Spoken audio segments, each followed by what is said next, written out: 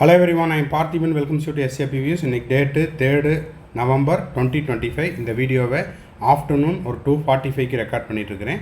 இந்த வீடியோனுடைய முக்கிய சாராம்சம் என்ன அப்படின்னா, தமிழ்நாடு மெடிக்கல் கவுன்சிலிங் ரவுண்ட் 3னுடைய ரிசல்ட் டிக்ளேர் பண்ணிட்டாங்களாங்க சார், எப்போ வரும், சென்டாக் ரவுண்ட் 3னுடைய ரிசல்ட் எப்போ வரும் அப்படின்னு நிறைய ஸ்டூடெண்ட்ஸ் அண்ட் பேரண்ட்ஸ் ரிப்பீட்டடாக கேட்டுக்கிட்டு இருக்காங்க. ஸோ அவர்களுக்கான பதிலும், அதே போல் all India quota stray round, அதாவது 4th ரவுண்டினுடைய அப்டேட் என்ன, அதுக்கான ஷெட்யூல் என்ன, சீட் மேட்ரிக்ஸ் எப்போ வருது, சாய்ஸ் ஃபில்லிங் எப்போ ஸ்டார்ட் ஆகுது, அதனுடைய ரூல்ஸ் எல்லாம் இந்த வீடியோவில் டீட்டெயில்டாக பார்க்க போகிறோம். ஸோ வீடியோவை ஸ்கிப் பண்ணாமல் கடைசி வரைக்கும் பாருங்கள். ஆல்ரெடி உங்களுக்கு ரவுண்டு 3 வரைக்கும் ஆல் இண்டியா கோட்டாலேயோ இல்லை இனி வரக்கூடிய இன்று வெளியிடக்கூடிய தமிழ்நாடு அல்லது சென்டாக்கினுடைய ரிசல்ட்டு உங்களுக்கு சீட்டு கிடச்சிருந்தா, இன்னமும் சீட்டு கிடைக்காத ஆல் இண்டியா கோட்டா ஸ்டே ரவுண்டுக்காக வெயிட் பண்ணிகிட்ருக்கிற மாணவர்கள் மற்றும் பெற்றோர்களுக்கு இந்த வீடியோவை ஷேர் பண்ணுங்கள்.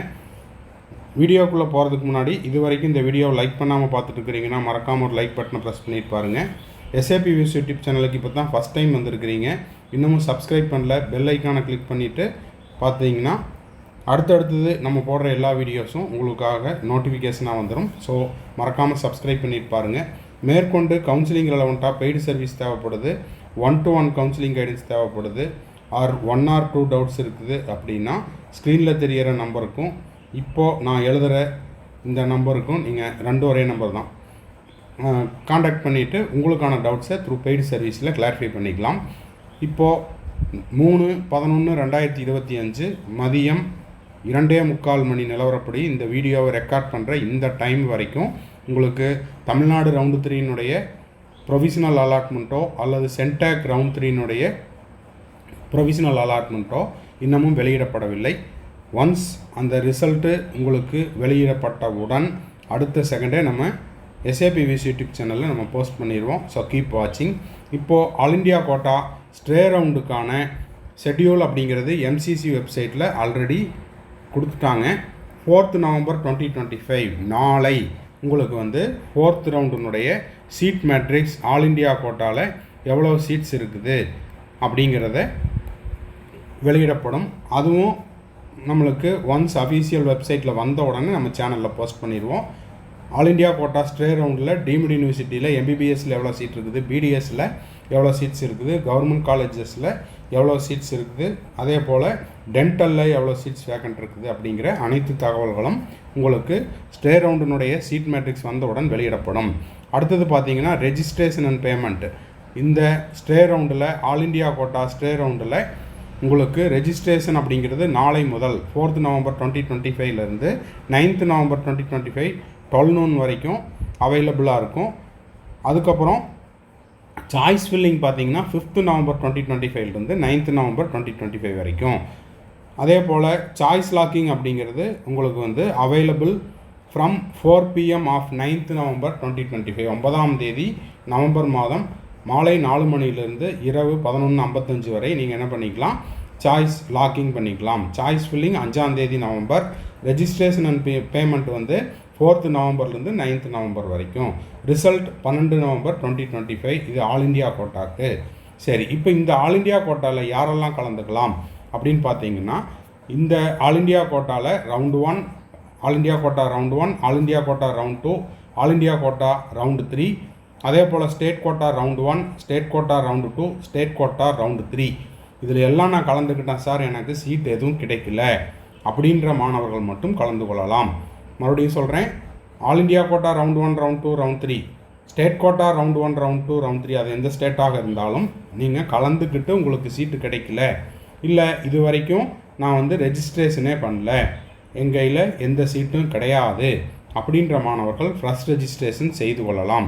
First registration shall be done for final stray round. அடுத்தது data will be shared from centre and state after the round 3. உங்களுக்கு ஆல் இண்டியா கோட்டா ரவுண்டு 3ல் உங்களுக்கு ஒரு ரிசல்ட்டு டிக்ளேர் பண்ணியிருப்பாங்க. அதில் உங்கள் பெயர் இருந்தாலோ அல்லது ஸ்டேட் கோட்டா ரவுண்டு 3 இன்று வெளியாகக்கூடிய, அது எந்த மாநிலமாக இருந்தாலும் சரி, தமிழ்நாடு, கர்நாடகா, ஆந்திரா, தெலுங்கானா, சென்டாக்கு, எந்த ஸ்டேட்டில் நீங்கள் கலந்துக்கிட்டு அங்கே ஒரு சீட்டு கிடச்சிருந்தாலோ இப்போ நீங்கள் இந்த ஆல் இண்டியா கோட்டா கண்டக்ட் பண்ணுற ஸ்டே ரவுண்டில் கலந்துக்க முடியாது. இந்த தகவல்கள் எல்லாம் அந்தந்த ஸ்டேட் கவுன்சிலிங் அத்தாரிட்டி கிட்ட இருந்தும் ஆல் இண்டியா கோட்டா ரவுண்ட் 3னுடைய ஃபைனல் அலாட்மெண்ட் லிஸ்ட்டையும் வெரிஃபை பண்ணிவிட்டு இதுவரைக்கும் சீட்டு கிடைக்காத மாணவர்கள் மட்டுமே இந்த ஃபைனல் ஸ்டே ரவுண்டில் கலந்து கொள்ள முடியும். ஓகேங்களா? அடுத்தது all India quota stray round vacant seats of round 3 and deemed university seats will be conducted by MCC of DGHS. இந்த பாயிண்ட்டு வெரி வெரி இம்பார்ட்டண்ட்.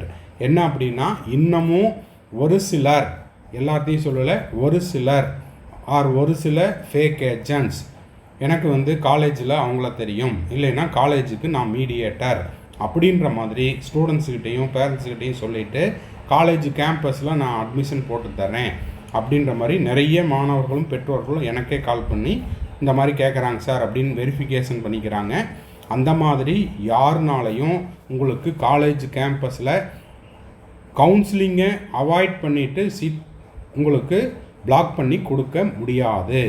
ஓகேங்களா? அதுக்கான ஜிஓ நம்பரோட கொடுத்துருக்குறாங்க. ஸோ ஸ்டே ரவுண்ட் ஆகட்டும், எந்த ரவுண்ட் ஆகட்டும், உங்களுக்கு த்ரூ கவுன்சிலிங்கில் தான் நீங்கள் சீட் எடுக்க முடியும். அது ஆல் இண்டியா கோட்டாவாக இருந்தாலும், தமிழ்நாடு ஸ்டேட் கவுன்சிலிங்காக இருந்தாலும், வேறு எந்த ஸ்டேட் கவுன்சிலிங்காக இருந்தாலும் நீங்கள் கம்பல்சரியாக ரெஜிஸ்டர் பண்ணியிருக்கணும், அந்த கவுன்சிலிங்கில் கலந்துருக்கணும், ரெஜிஸ்டர் பண்ணியிருக்கணும், பேமெண்ட் பண்ணியிருக்கணும், சாய்ஸ் ஃபில் பண்ணியிருக்கணும். அதற்கான மெரிட் லிஸ்ட்டில் உங்கள் பெயர் இருக்குது அப்படின்ற பட்சத்தில் உங்களுக்கு ஆட்டோமேட்டிக்காக சீட் அலாட் ஆகும். அதனால் திரும்பவும் சொல்கிறேன், யாராவது ஒரு ஃபேக் பர்சன்கிட்ட போயிட்டு அமௌண்ட்டை கொடுத்துட்டு சீட் அவங்க வாங்கி கொடுப்பாங்க அப்படின்னு நீங்கள் ஏமாற வேண்டாம்.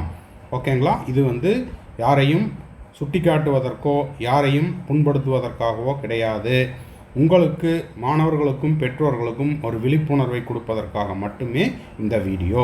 ஸோ ஸ்டே ரவுண்ட் அப்படிங்கிறது உங்களுக்கு எப்படி நடக்கும்? த்ரூ கவுன்சிலிங் மூலமாக நீங்கள் ப்ராப்பராக ரெஜிஸ்டர் பண்ணி பேமெண்ட்டை முடிச்சுட்டு சாய்ஸ் ஃபில்லிங் பண்ணிவிட்டு சாய்ஸ் லாக் பண்ணிவிட்டு அதற்கான எலிஜிபிள் மார்க் மெரிட் லிஸ்ட்டில் உங்கள் பெயர் இருந்தால் மட்டும்தான் கிடைக்கும்.